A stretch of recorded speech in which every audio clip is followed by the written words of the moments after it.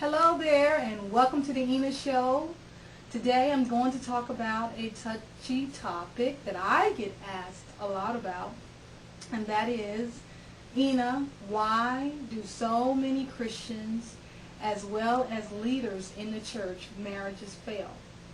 I get asked that because I've been a leader in the ministry and in church organizations for a long time. And I'll share a few of those reasons, and then I may have to just do a part 1, 2, and 3, or more, maybe even a series. But I'm going to go over just a few of those reasons. And number one of the main reasons is because really the church is supposed to be about relationship and not necessarily religion. Religion has a lot of different traditions in it, and many of those traditions do not empower us. They actually make us more weak and almost to the point that we're not human.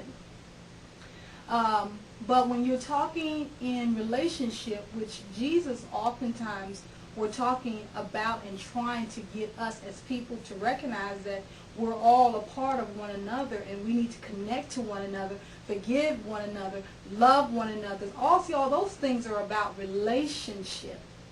And so in the church, we oftentimes take that to an extreme, religion to an extreme, that it doesn't help anybody. There's no power in some of the things that are taught over the pulpit. You can't take it home.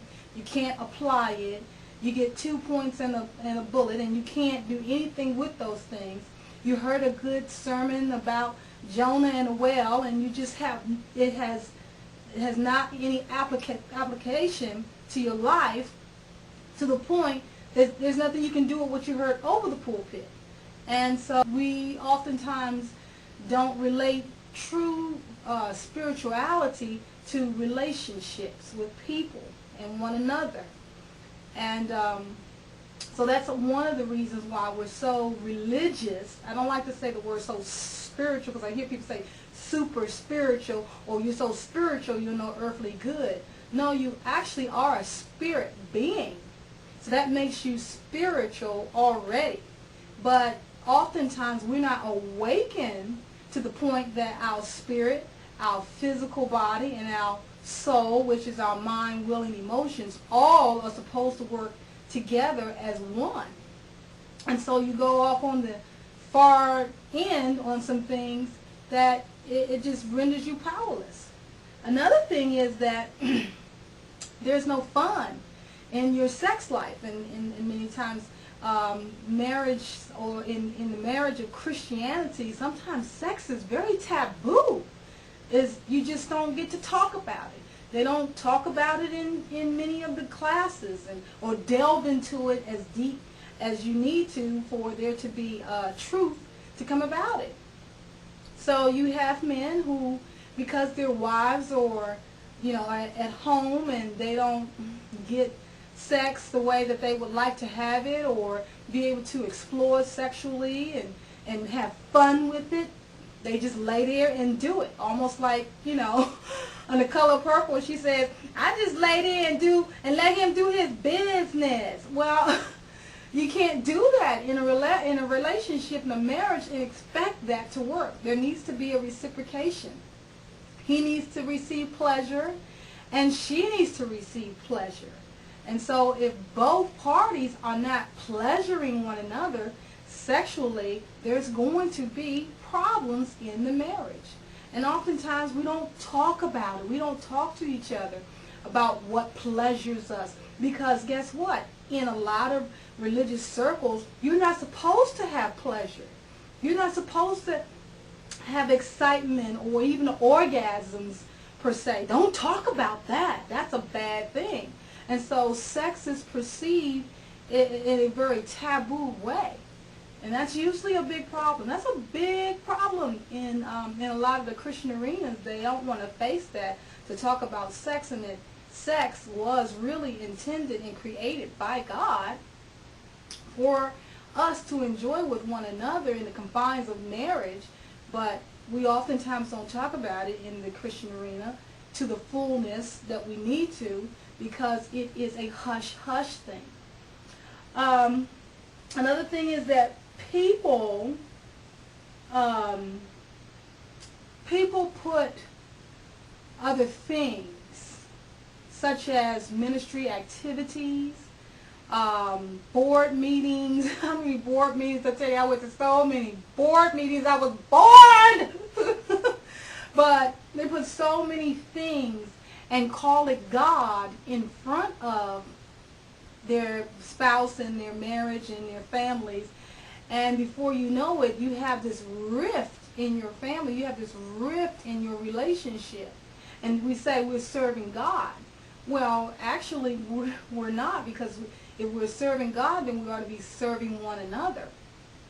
You know, serving one another in our marriage, putting one another first in our marriage.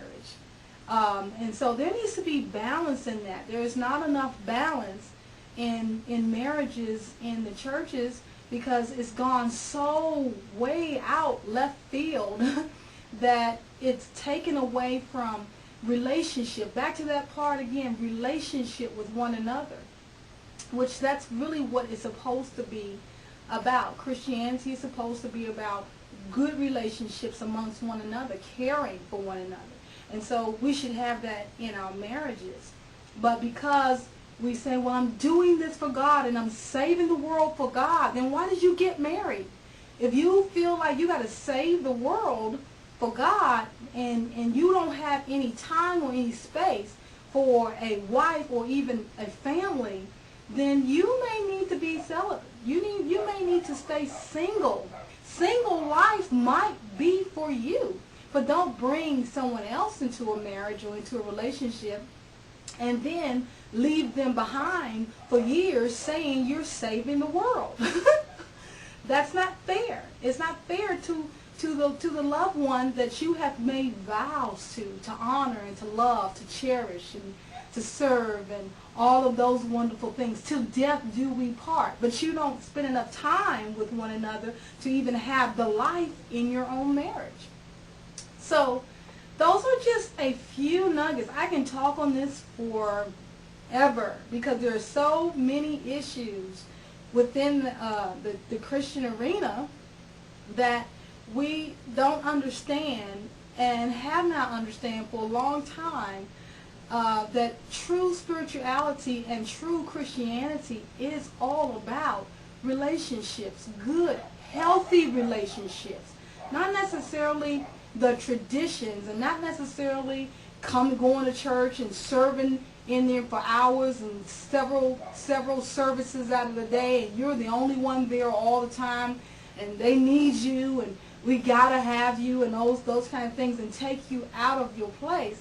No, it's about a give, and it's about a take, and it's about a take, and it's about a give. So, well, I'm going to have to go, and we will catch up on this subject the next time. This is part 1. I'll call this part 1. And hopefully a little bit of that has helped to give you some insight.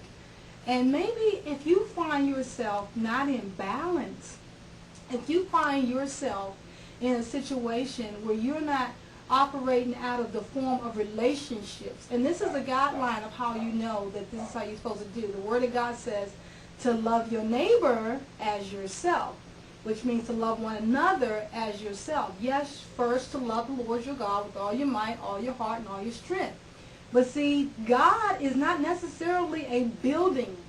Neither is He a collective organization. God is everywhere. You can talk to Him anytime. And so that's what that means. That's your personal walk with Him. And then the other is like unto it. Love your neighbor as yourself. Love your husband. Love your wife as yourself.